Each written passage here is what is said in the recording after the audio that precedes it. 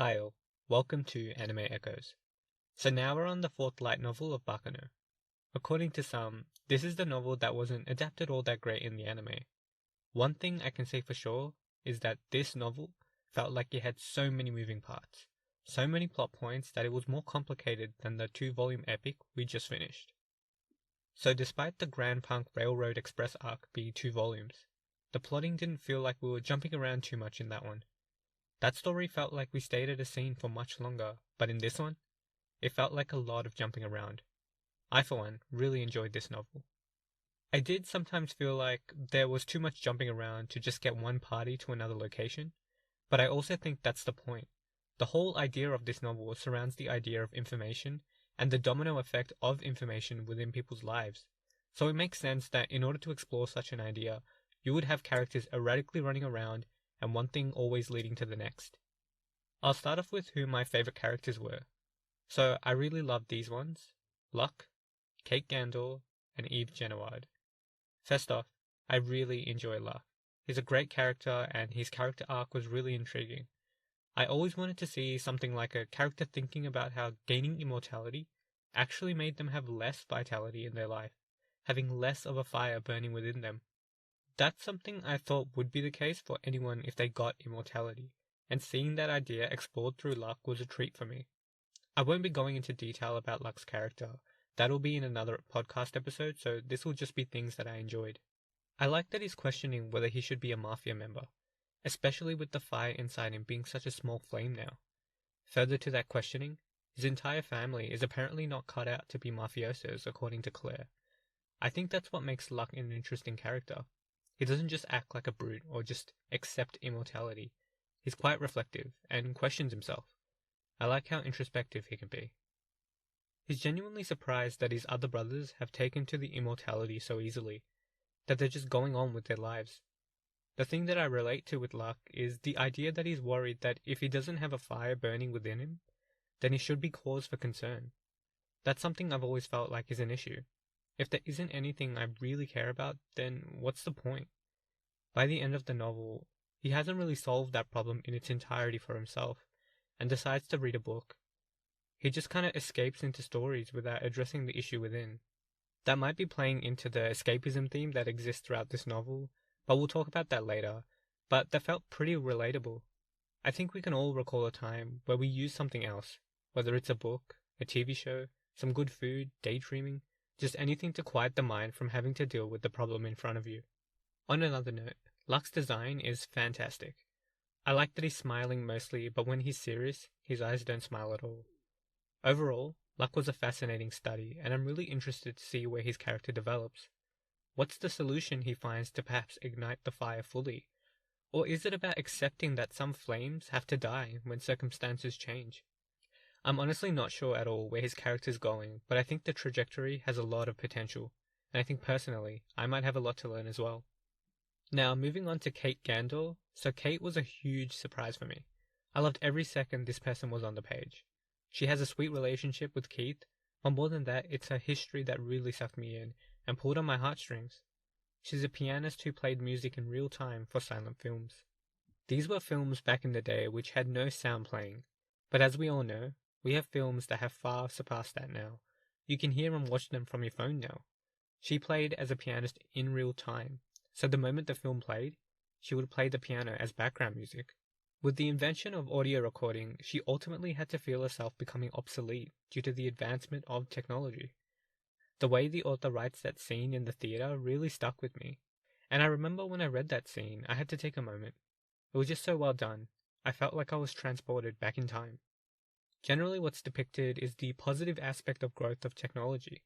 We don't really get to see the perspective of those who get left behind. It's terrifying and fascinating at the same time to see what's lost with growth. Where one person's success in making something amazing can result in a deep sorrow for someone else. We really get to see the shadow of technological expansion, or just the idea of growth in general. We get to see who and what gets left behind, and the shock of realizing it's you. It's quite a chilling moment.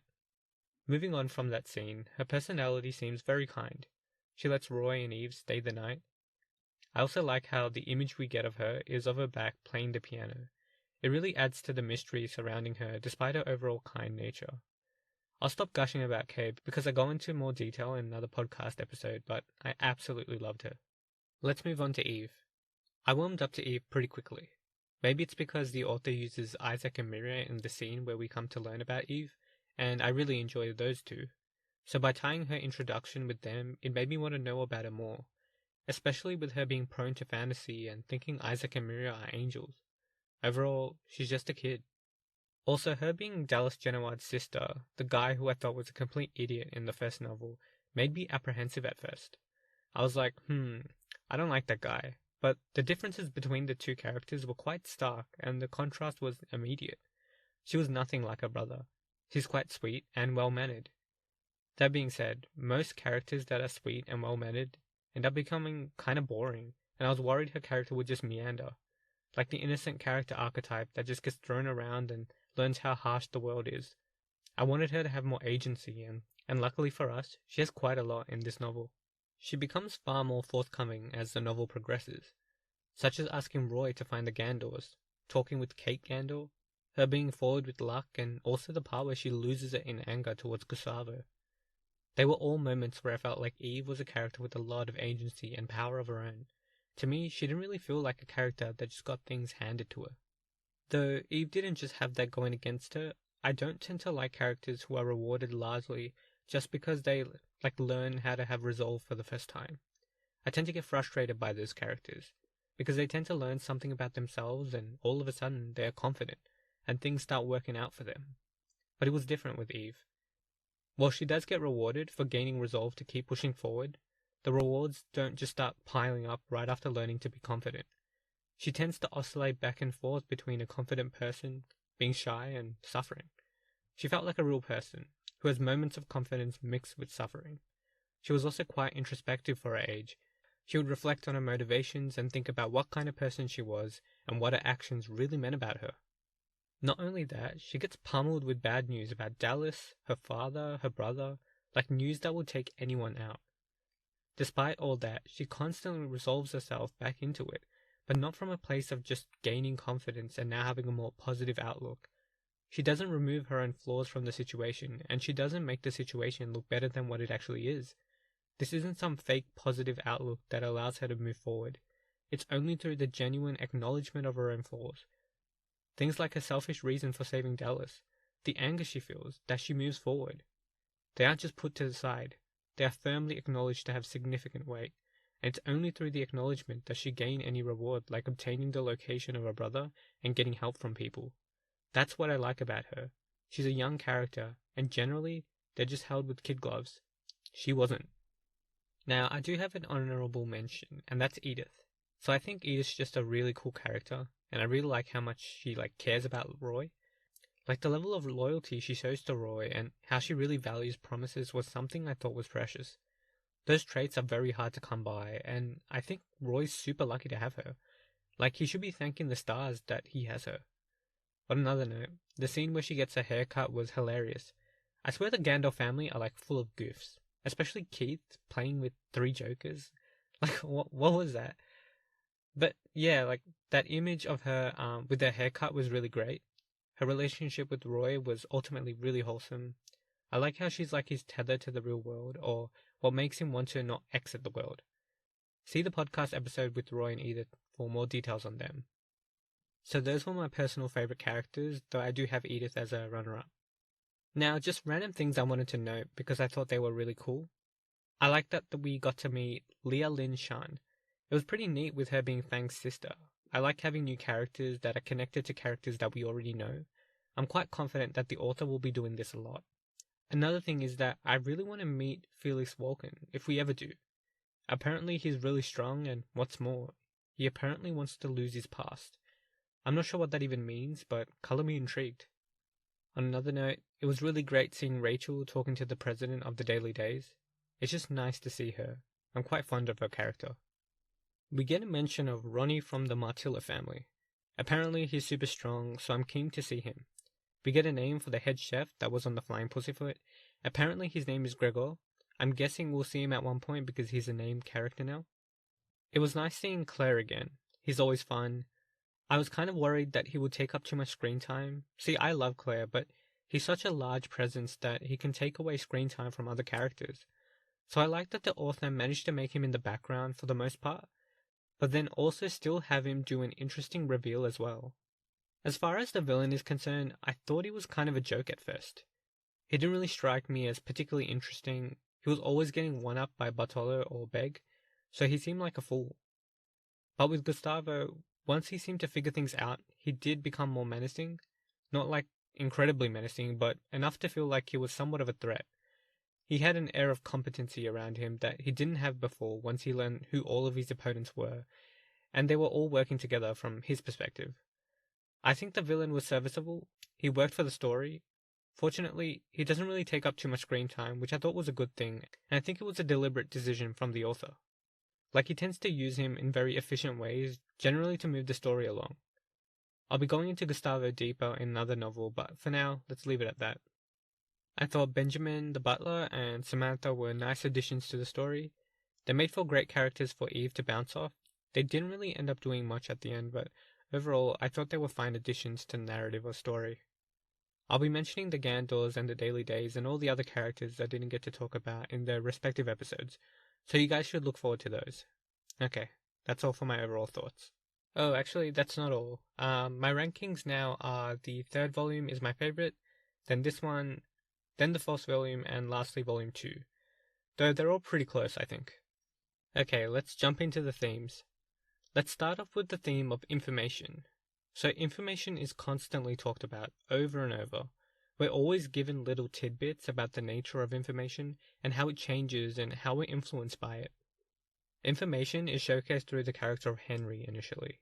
He's constantly giving specific information to people, such as Roy, and trying to see what chaos would come as a result of it.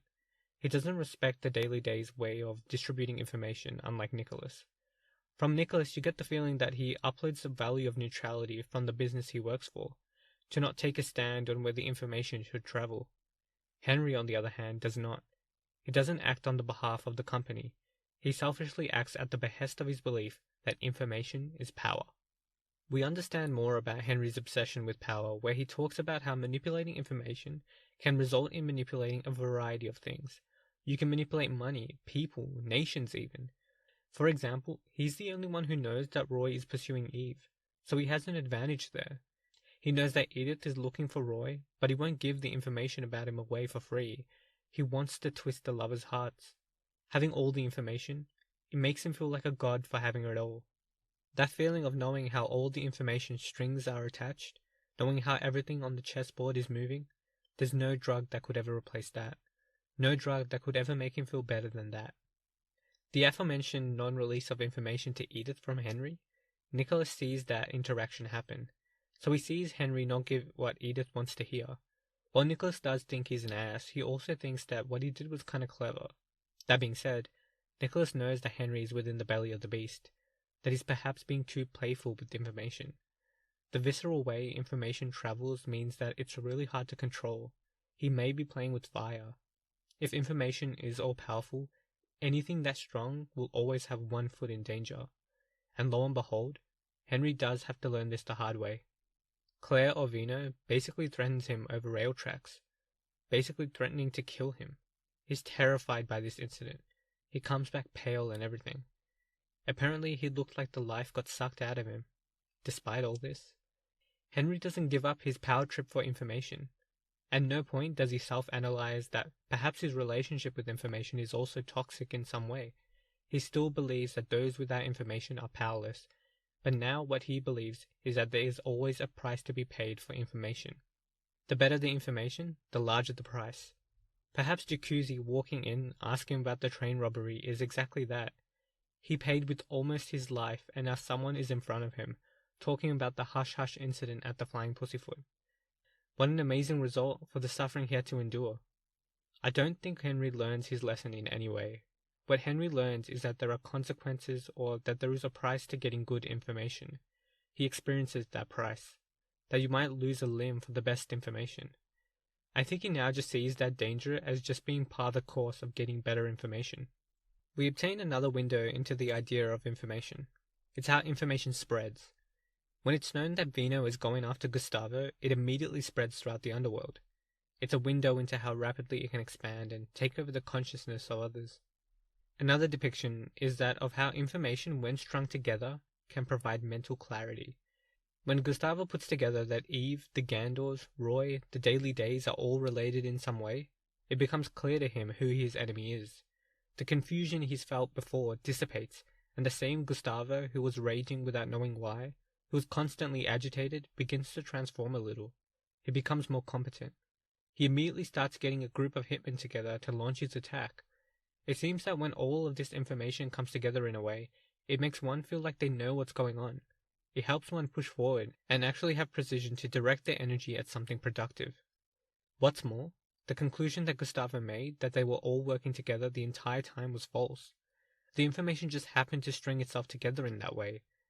They ended up working together, but the way they came to work together wasn't as magical and conspiratorial as what's in Gustavo's head.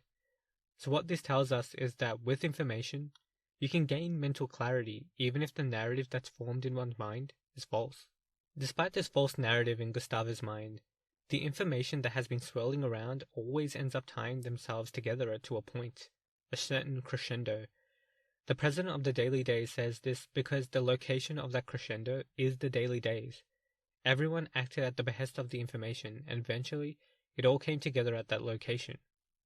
I'm sure everyone will have their own narrative about what the information meant, or what they should interpret it as, but what's real or what's common is that the Daily Days is that crescendo point. Just like how in the first novel everything revolved around the liquor bottle, in this case everything revolves around information. This is not an object like the liquor bottles. It's something that's real in the sense that we know it exists. We all know information exists, but it's not tangible like a liquor bottle. We can't hold it. Information is an invisible web that binds people. If we were to make it tangible in any way, then it would be the fact that everything culminated at the Daily Days, that there was a physical location that people went to due to that culmination. What this means is that information has a tangible effect on the world, even if it is intangible itself. But the thing that made any of that possible is the fact that human beings can create abstractions, that people can listen to information and make their own interpretations about it, and then make their own conclusions using it. This is what keeps information moving. If we did not abstract or think or try to make meaning out of information, then information would remain still and meaningless. It wouldn't be able to be perceived. Making interpretations about something seems to be a fundamental human act, and I think this ties to the author's assertion of linking information and humanity's suffering as being on the same track. We'll be coming back to this idea. Moving on from the theme of information, let's talk about the theme of dominoes. This is the name of the novel, so you know it's important. Isaac and Mira are setting up dominoes, and Fira is very confused.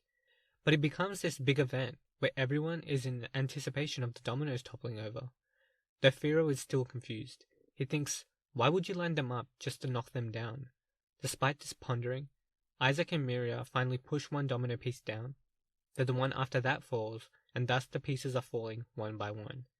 As the dominoes were falling, Fira noticed that they were changing color, and basically, what appeared was the pattern of a phoenix. Apparently originally, the phoenix was one of the gods that hailed from Phoenicia. It wasn't originally shaped like a bird, but now it is. A phoenix is a phoenix because its flames reincarnate over and over again. This act of something happening over and over again is similar to toppling dominoes and putting them back up again. We're talking about cycles now. This general idea surrounding the dominoes and the phoenix pattern actually has to do with what it means to suffer as a human being and also information. I told you we'd be revisiting information again. See, with dominoes, after you push them down, you just put them back up again. That's the duty of those who topple dominoes. When you think about starting to topple a domino, it's the initial action or the first movement. To tip something over is the beginning action before everything else tips over. Without that first act, the dominoes don't topple over. Human beings are constantly taking that first action. With every action they take, they are essentially toppling a domino. They're creating a possibility. Once they create that possibility, they have to face the consequences of it. For example, if I buy bread, then I have to have all the consequences of buying said bread. I have to hold it, eat it, store it, reach for it. If the consequence is good, then it's all good. If the consequence is bad, then they have to face the jaws of death that accompanies it. And they can't get off the ride once you start. The dominoes just keep falling down. Even if I return the bread, that's still part of the toppling down. My life has required me to put my attention onto the bread just so I can return it. That wouldn't happen if I didn't buy the bread to begin with. We have to face whatever consequences that will rise because we made that choice in the beginning. And we make many, many choices in our lives. So despite the outcome of the actions, just like with the dominoes, we have to set up the dominoes again and proceed to topple them over again. So what that means is, people can't just sit still. Every action that's taken creates a possibility that essentially topples dominoes. Even inaction, so not doing anything, topples dominoes. It's still a choice that's being made, you're just not doing anything. That act of creating a possibility through one's actions, and suffering the consequences of those actions, and then picking oneself back up again to do it over and over again, Miser believes this is what humans are. This is what humanity is in a nutshell. An incredibly resilient group of people. A group of people who can be visually depicted by the phoenix. The constant death and rebirth is the constant putting oneself back up and taking action. The requirement that we topple dominoes again and again, and thus the phoenix is reflective of the resilience humanity holds. This cycle of death and rebirth, Miser believes immortals are outside of this chain, this cycle, specifically the death cycle. They've cheated death in some ways. Instead of going through the natural cycle of death and rebirth, they have but only death. If an immortal falls, then that's the end. From Miser's perspective, humans are much closer to gods than immortals are, because they keep the cycle going. They get back up. But what does this mean? It's not like humans die and immediately get revived, right? What does it mean for immortals to specifically be outside of the path of death and rebirth? What does it mean for humanity to be within that path, and for them to do said path on a day-to-day basis by creating possibilities and toppling dominoes? Perhaps this could be it. In Buddhist culture, or an interpretation of Buddhism, the soul is reincarnated in a cycle of life and death over and over again. This is just what I've gathered, and I'm sure there's many other interpretations of Buddhism, but this is the one I'll be using. If you had good karma, then in your next life, you may be reborn again as an animal, a human, perhaps even a demigod, but the ultimate location is for one to escape that cycle, to achieve a state of nirvana, where they can escape all the suffering of the world. Right, so the ultimate state is to leave the cycle itself, to get to nirvana. Perhaps what the author is contending is that to be within the cycle itself is what it means to be fundamentally human. Can you say that if you leave the cycle that you're still human? I don't think you can. Using this idea, maybe humans, by continuing the cycle, by living their day-to-day lives contrary to immortals, are able to eventually exit that cycle because they are part of said cycle. If you're not part of the cycle of death and rebirth, then you can't reach nirvana, hence humans are closer to gods than immortals. If you're not part of the cycle of death and rebirth, then you can't reach nirvana, hence humans are closer to gods than immortals. To leave the cycle is to be in alignment with God in a sense. Hence what immortals have done is that they have ended the cycle for themselves, but they did not manage to escape the cycle to reach nirvana. Instead, because they can't die, they are condemned to the human world for eternity, and eventually their souls just die by getting eaten. Just like Miser said before, they only have death. If an immortal falls, then that's the end. They aim for heights, but unfortunately, they aren't phoenixes like the humans are. When humans fall, they get back up. When they die, and then they face consequences of their next life. It seems there are larger cycles that exist for humans, like life and death, and smaller cycles, like the toppling of dominoes. By virtue of being part of cycles, they at least have a chance of reaching nirvana. So without being part of the cycle itself, you can't escape from it to reach a state of less suffering. You can't reach nirvana, which is in effect to reach a certain godhood or alignment with God.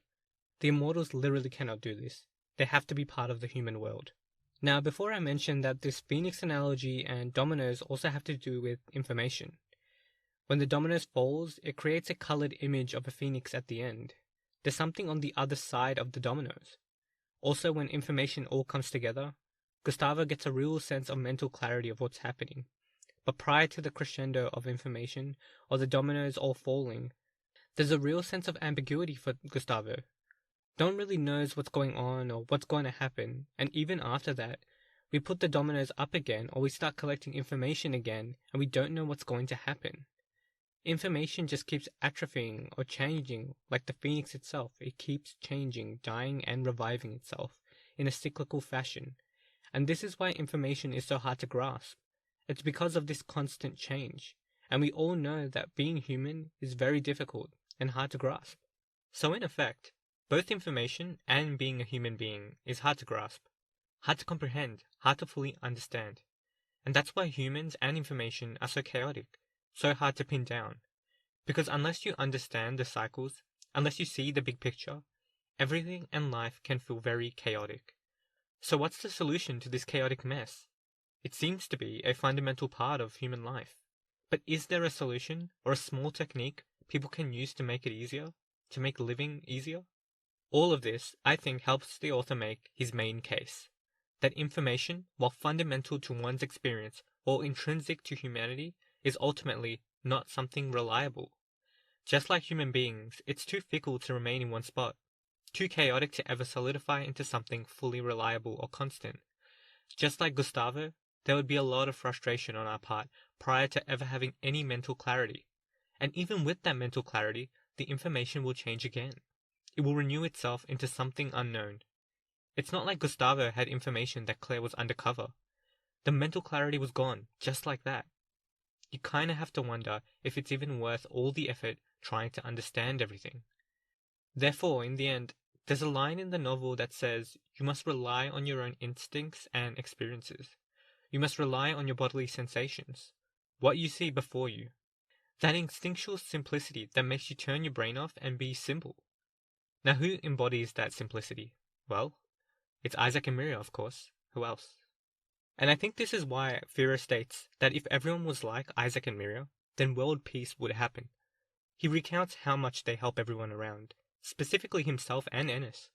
Fira sees Isaac and Miriam almost like the dominoes that topple over, but they affect everyone positively. So despite acting at the behest of information, despite having to topple dominoes every day of their lives, what's different about them? What is it about Isaac and Mira that makes them special? Well, it's because they are simple. They aren't complicated. They don't overcomplicate what they see before them. They basically just act on instinct. In a way, they're reliable. It's sheer simplicity that allows them to have some level of clarity. If they weren't seeing some level of truth, then their actions wouldn't actually help anyone. It wouldn't actually provide any benefit to anyone, but they do. They cut through the complicated aspects of life by being simple, by being straightforward. In a way, despite those two being condemned to immortality, if their simplicity helps everyone, then perhaps with them living to eternity, maybe they can actually bring world peace by helping everyone but themselves. They could help all the human souls reach nirvana, and then let their souls end by getting eaten by someone, or maybe they'll live forever. While this is a very utopian sounding and a hyper-positive perspective, I think that's the point of these two. They have always been hyper-positive, and their simplicity could save the world. Maybe what the author is saying is that we all just complicate everything by thinking too much, by being too reliant on information. Maybe we're all too far up in our heads and not within our bodies.